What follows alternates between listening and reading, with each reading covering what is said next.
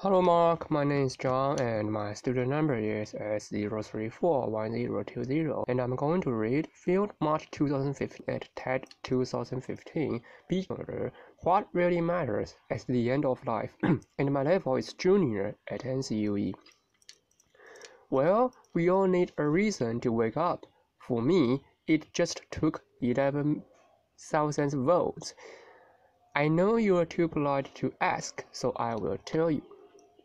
One night, sophomore year of college, just back from Thanksgiving holiday, a few of my friends and I were horsing around, and we decided to climb atop a parked commuter train. It was just sitting there, with the wires that runs overhead. Somehow, that seemed like a great idea at the time.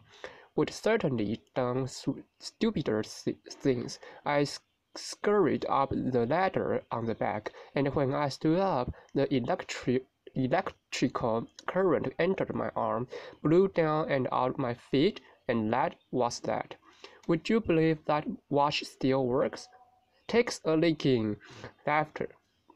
My father wears it now in solidarity. That night began my formal relationship with my death, my death, and it also began my long run as a patient. It's a good word. It means one who suffers. So I guess we're all patients. Now the American healthcare system has more than its fair share of dysfunction. To match its brilliance, to be sure, I'm a physician now, a hospice and palliative medicine doc, so I've seen care from both sides. And believe me, almost everyone who goes into healthcare really means well. I mean, truly. But we who work in it are also unwitting agents for a system that too often does not serve. Why? Well, there's actually a pretty easy answer to that question, and it explains a lot, because healthcare was designed with diseases, not people, at its center.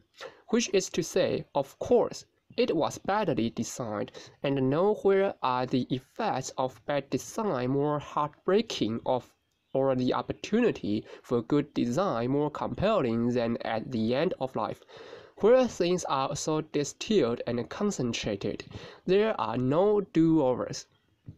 My purpose today is to reach out across disciplines and invite design thinking into this big conversation. That is, to bring intention and creativity to the experience of dying. We have a monumental opportunity in front of us before one of the few universal issues as individuals as well as a civil society, to rethink and redesign how it is we die. So let's begin at the end. For most people, the scariest thing about death isn't being dead, it's dying, suffering.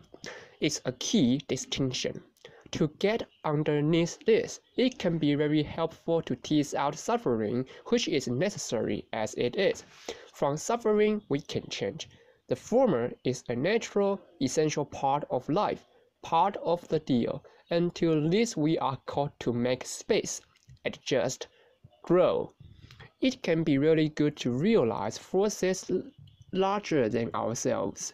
They bring proportionality, like a cosmic right sizing. After my limbs were gone, let loose, for example, became fixed, necessarily part of my life, and I learned that I could no more reject this fact than reject myself. It took me a while, but I learned it eventually. Now, another great thing about necessary suffering is that it is the very thing that unites caregiver and care receiver. Human beings, we are finally realizing, is where healing happens. Yes, compassion.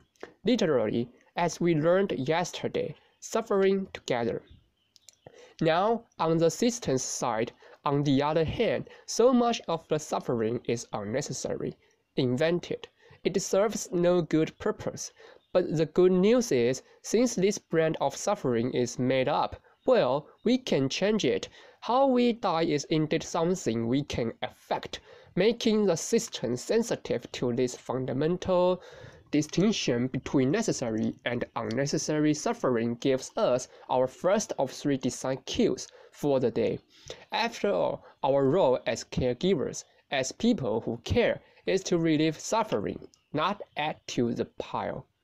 True to the tenets of palliative care, I function as something of a reflective advocate, as much as prescribing physician. Quick aside, palliative care, a very important field but poorly understood.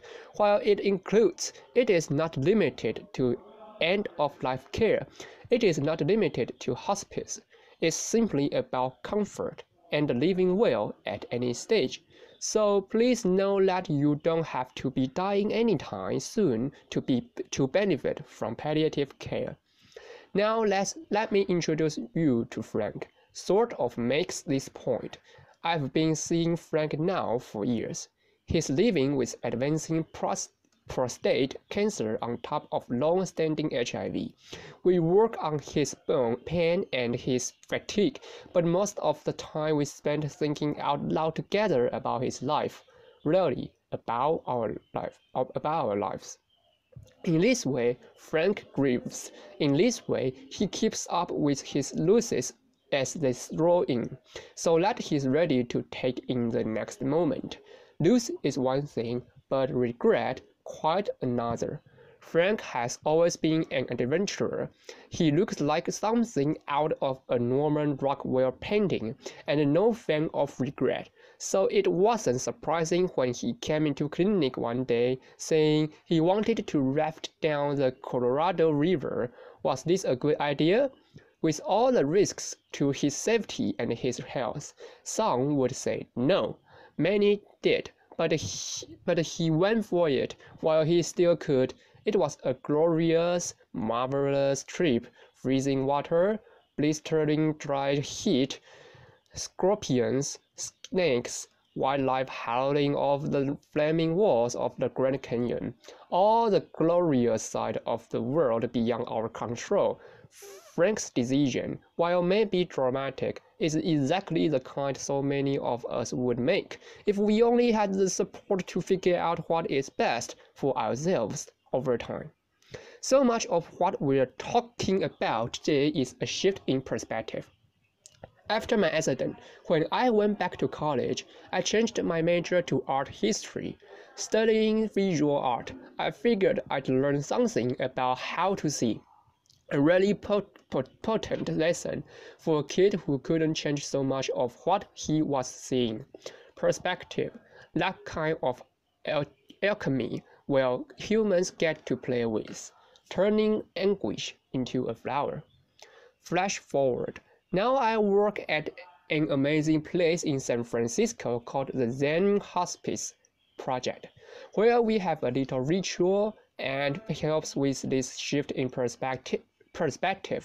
When one of our residents dies, the mortuary men come, and as we are wheeling the body out through the garden, heading for the gate, we pause.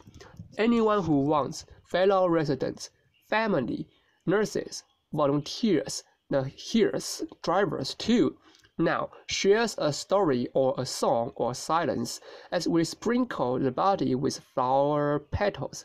It takes a few minutes. It's a sweet, simple parting image to usher in grief with warmth, rather than repugnance.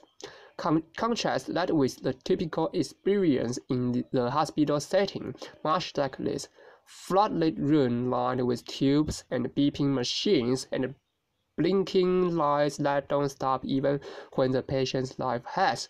Cleaning crew swoops in, the body's whisked away, and it all feels as though that person had never really existed.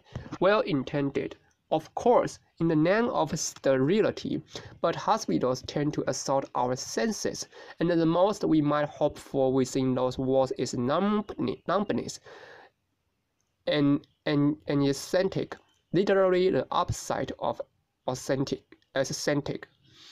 I revere hospitals for what they can do. I am alive because of them, but we ask too much of our hospitals. They are places for acute trauma and treatable illness. They are no place to live and die. That's not what they were designed for. Now, mind you, I am not giving up on the notion that our institutions can become more human. Beauty can be found anywhere. I spent a few months in a burn unit at St. Barnabas Hospitals in Livingston, New Jersey, where I got really great care at every turn, including good palliative care for my pain. And one night it began to snow outside. I remember my nurses complaining about driving through it, and there was no window in my room. But it was great to just imagine it coming down all sticky. Next day, one of my nurses smuggled in a snowball for me. She brought it into the unit. I cannot tell you the rapture I feel holding that in my hand, and the coldness dripping onto my burning skin. The miracle of it all, the fascination as I watched it melt and turn into water in that moment. Just being any part of this planet in this universe mattered more to me than whether I lived or died. That little snowball packed all the inspiration I needed to both try to live and be okay if I did not. In a hospital, that's a stolen moment.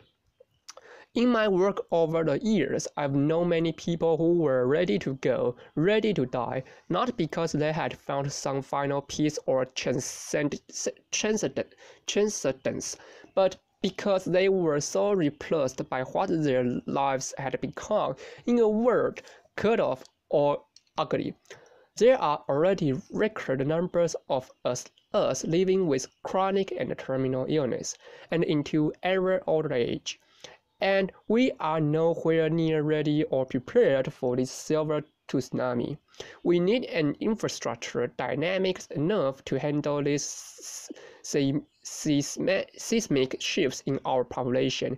Now is the time to create something new, something vital. I know we can because we have to. The alternative is just unacceptable, and the key ingredients are known: policy, education, and training, systems, bricks and mortar. We have tons of input for designers of all stripes to work with. We know, for example, from research what's most important to people who are closer to death: comfort, feeling unburdened and unburdening to those they love, existential peace, and a sense of wonderment and spirituality. Over than hospices nearly 30 years, we've learned much more from our residents in subtle detail. Little things aren't so little. Take Janet. She finds it harder to breathe one day to the next due to ALS. Well, guess what? She wants to start smoking again, and French cigarettes, if you please, not out of some self-destructive bent, but to feel her lungs filled while she was them. Priorities change. Or Kate, she just wants to know her dog Austin is lying at the foot of her bed, his cold muzzle against her dry skin, instead of more chemotherapy coursing through her veins. She's done that. Sensuous, aesthetic gratification, where in a moment, in an instant, we are rewarded for just being. So much of it comes down to loving our time by way of the senses, by way of the body, the very thing doing the living and the dying.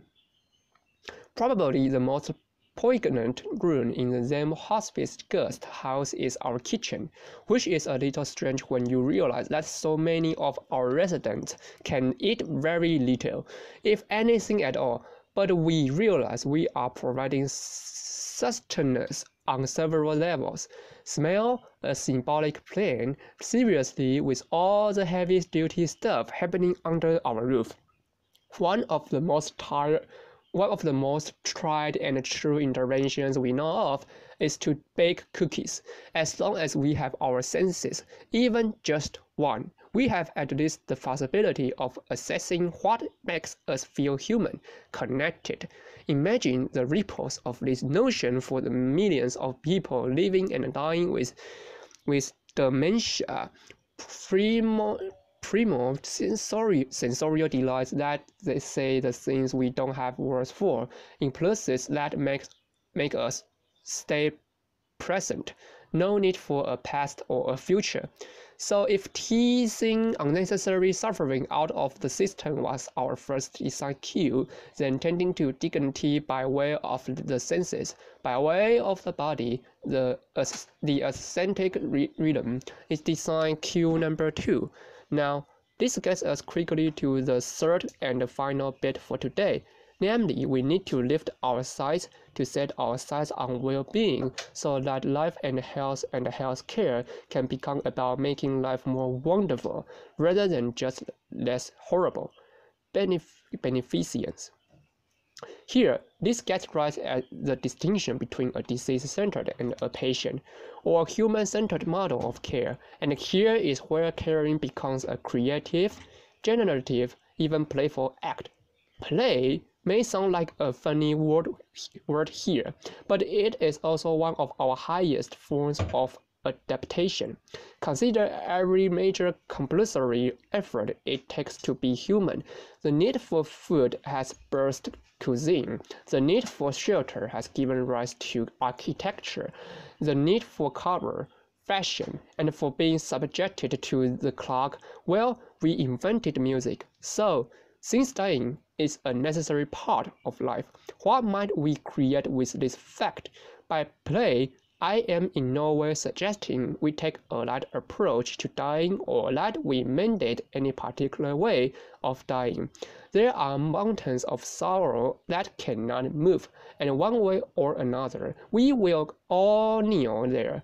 Rather, I am asking that we make space, physical, psychic, room to allow life to play itself all the way out, so that rather than just getting out of the way, aging and dying can become a process of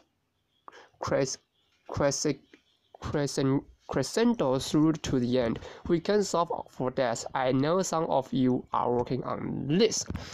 Laughter. Meanwhile, we can decide toward it. Parts of me died early on, and that's something we can all say one way or another. I got to redesign my life around this fact, and I tell you it has been a liberation to realize you can always find a shock of beauty or meaning in what life you have left. Like that snowball lasting for a perfect moment, all the while melting away.